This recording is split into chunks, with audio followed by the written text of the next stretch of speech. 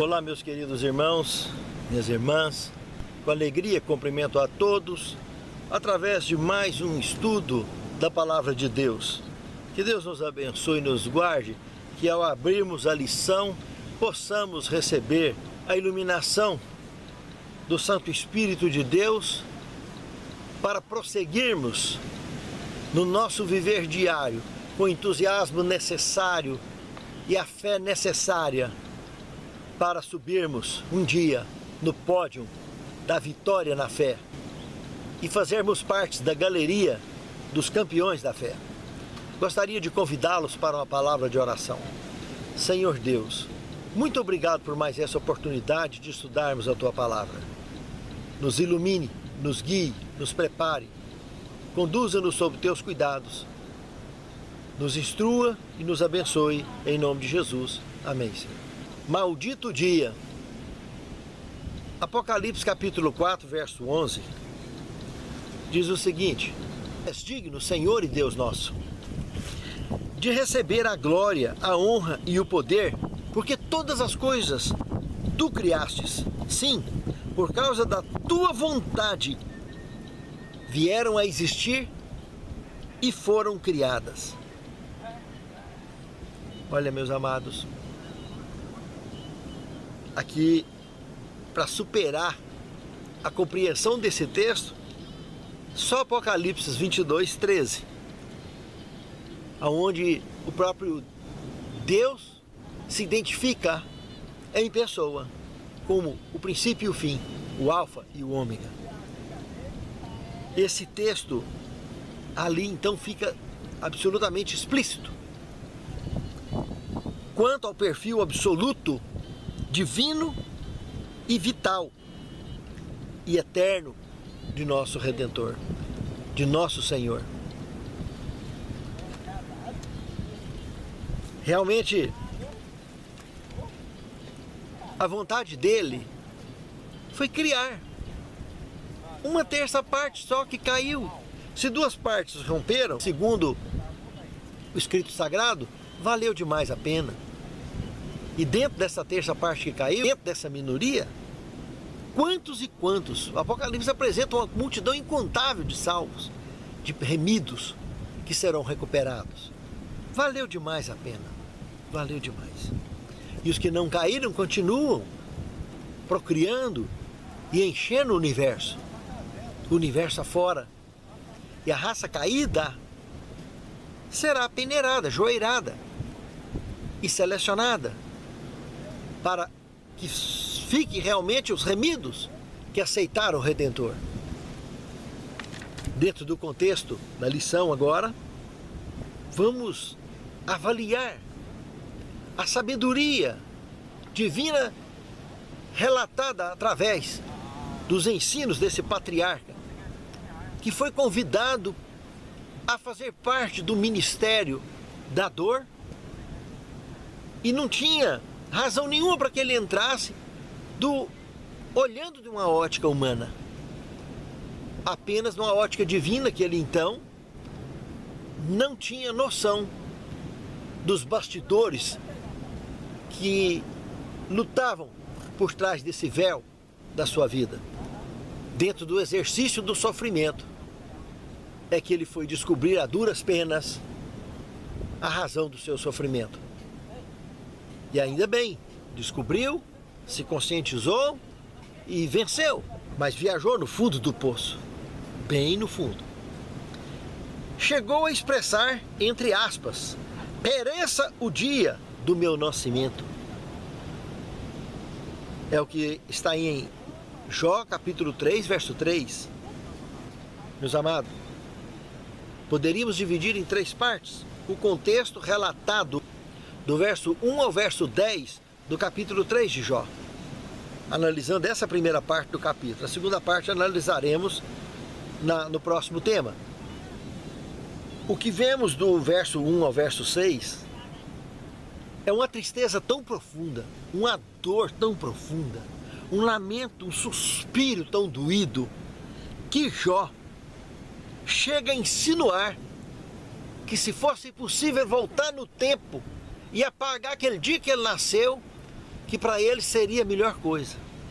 Jó, inclusive, preferia que tudo aquilo não passasse de um pesadelo.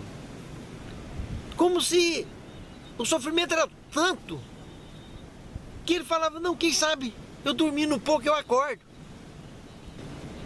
Nisso aprendemos a prudência. Enquanto olhar para uma pessoa que está sofrendo e não querer dizer que eu sei o que você está sentindo. Sem chance. É uma imprudência falar isso para quem está sofrendo. É muito duro. E daqui mais um pouco vamos comentar melhor sobre isso. Mas precisamos de muita prudência ao nos aproximarmos de quem está respirando um sofrimento tão profundo. O segundo ponto, analisando do verso 8 ao 10 aqui do capítulo 3, Jó, ele chega a desejar que os especialistas em amaldiçoar pudessem amaldiçoar aquele dia para que ele não existisse, que ele apagasse. E peritos em provocar o Leviatã, para que ele fechasse as pálpebras rapidinho. Presta atenção nisso. Leviatã. Você quer conhecer melhor sobre o Leviatã? Se você for lá no capítulo 41, lá é um capítulo inteiro falando do Leviatã. Naquela cultura, as pessoas que viam esse, então, ser chamado aí de Leviatã, em outras traduções, serpente marinha, ou crocodilo, ou monstro marinho. Se você ler lá o capítulo 41, nós veremos que aquilo não passava de um sistema de transporte muito grande, aonde ele chega a comentar, em Jó capítulo 41, nós temos detalhes, passo a passo, que dentro do tempo dessa lição não dá tempo de analisar tudo. Mas se você fizer uma busca lá rapidinho, olhar verso a verso e ficar atento, você poderá observar que ali está tratando de um sistema de transporte que tanto voava no céu quanto entrava no fundo do mar e fervia, borbulhava.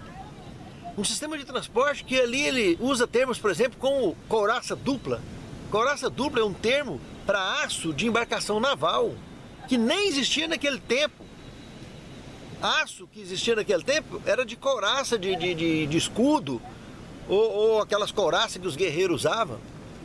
A única couraça dobrada que eles conheciam, ele está falando de um animal com escama que nem entrava oxigênio, nem passava oxigênio entre uma escama e outra, que tinha portas no pescoço, sistema de iluminação, sistema de propulsão, que flechas, lanças que batiam nele desmanchava igual restolho. É incrível os detalhes. E que ele tinha inclusive monitoramento celeste, monitoramento aéreo, monitoramento marítimo. São detalhes muito interessantes, impossível de ser capturado.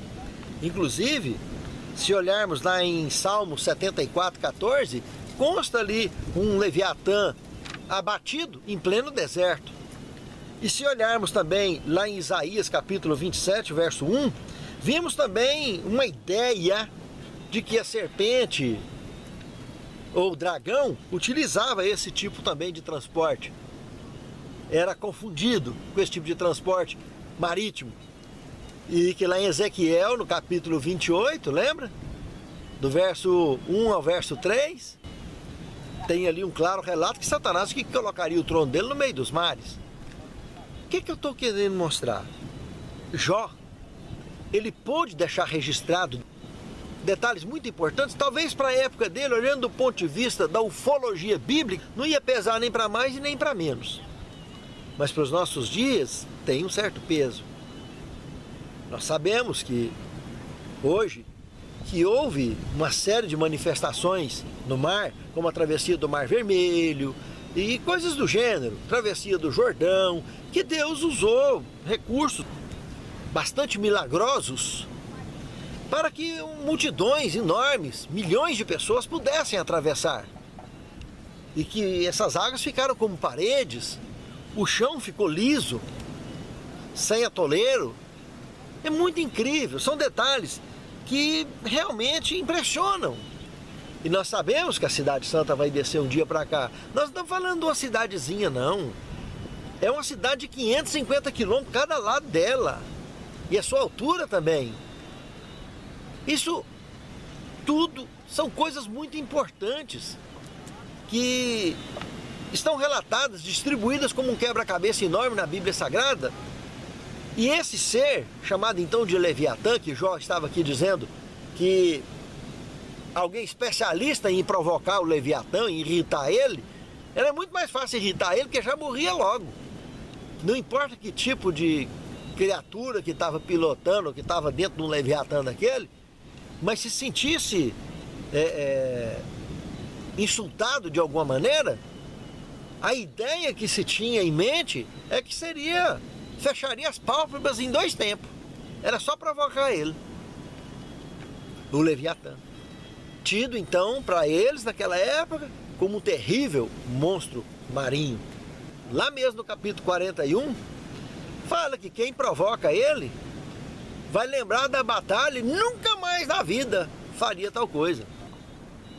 Até essa criatura, Jó usou de referência, para que se ele tivesse alguém especialista em ir lá provocar ele preferia ir lá, para encerrar o assunto dele rapidinho. Ele deu até vontade de brincar com o Leviatã, o tanto que ele penou. Descanso na sepultura.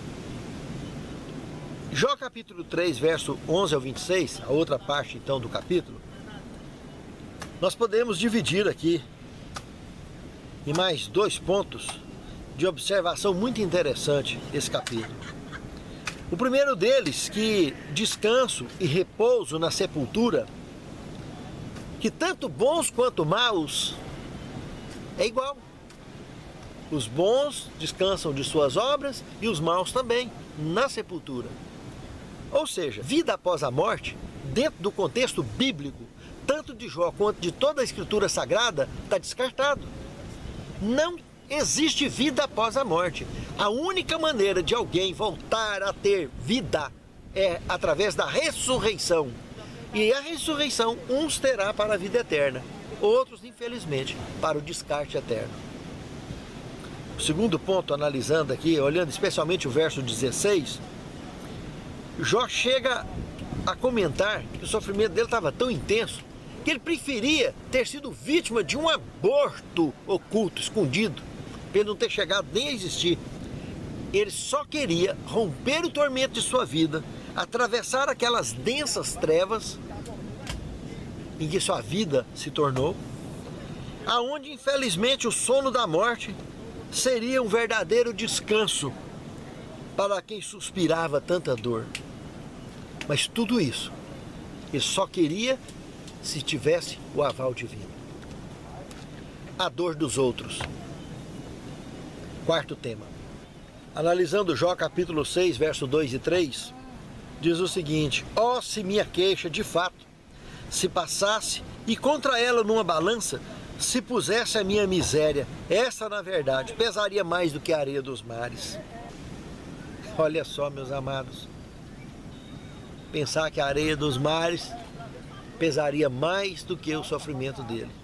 Realmente, a pimenta nos olhos dos outros é refresco, sempre foi.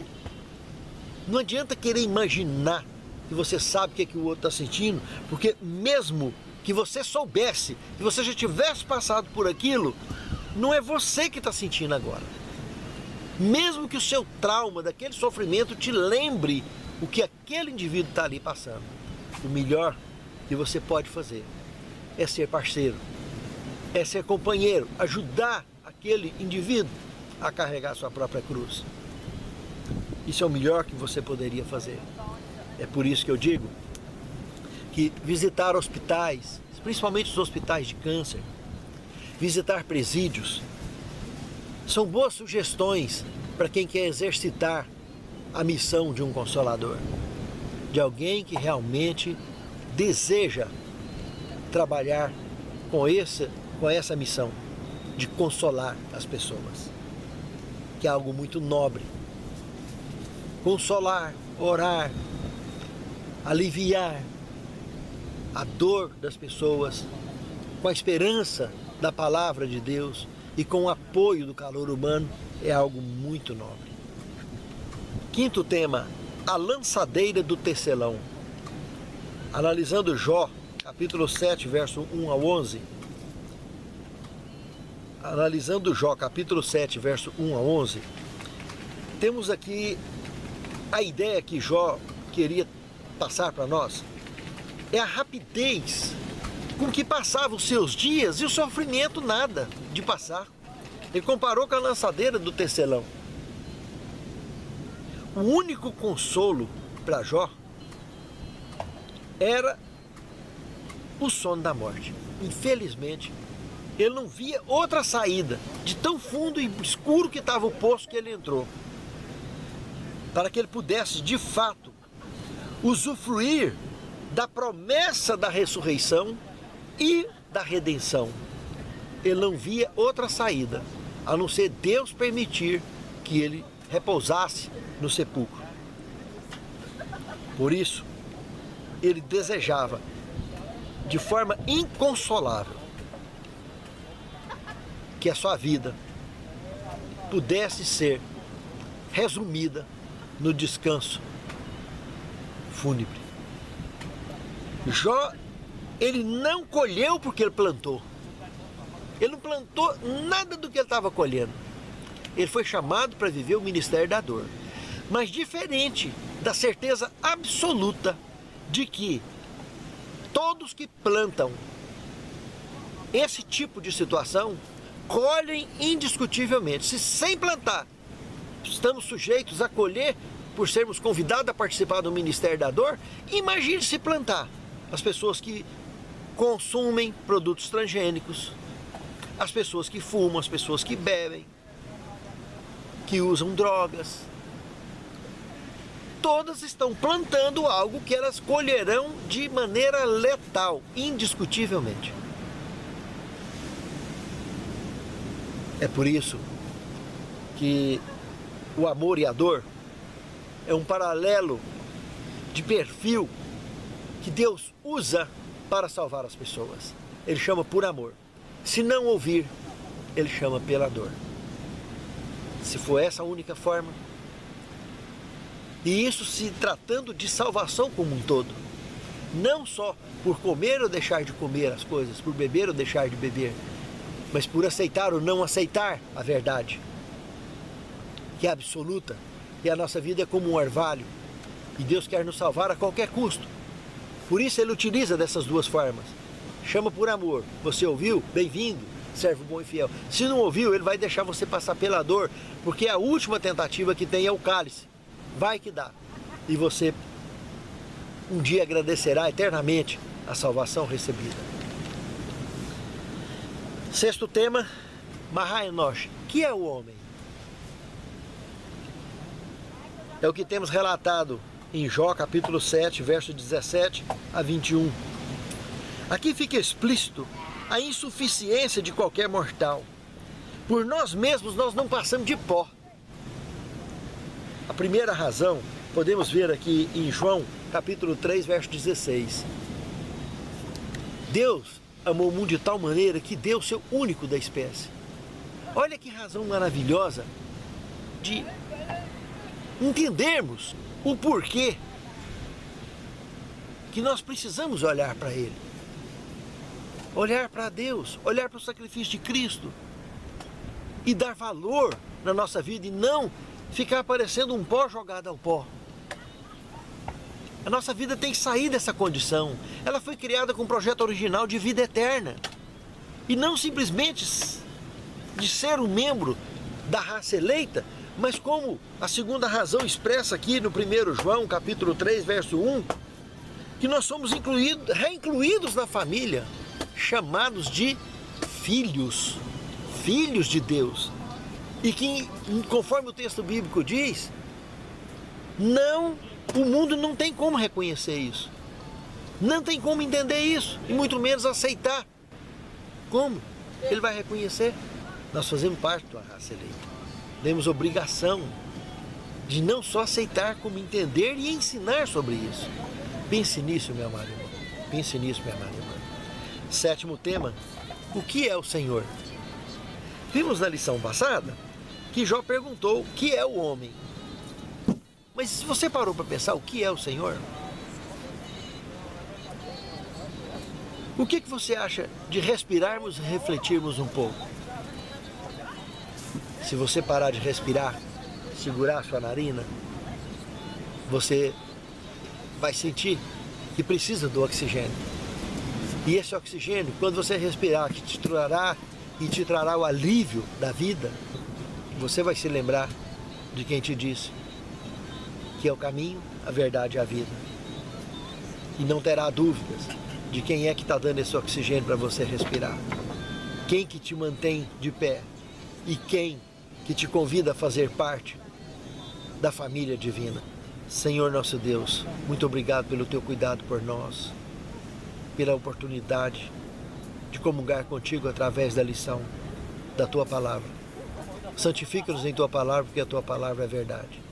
Prepare-nos para o teu reino, Senhor. Fortaleça a nossa fé e capacita-nos, Senhor, a orientarmos outros com a mesma orientação que temos recebido de ti através da tua palavra.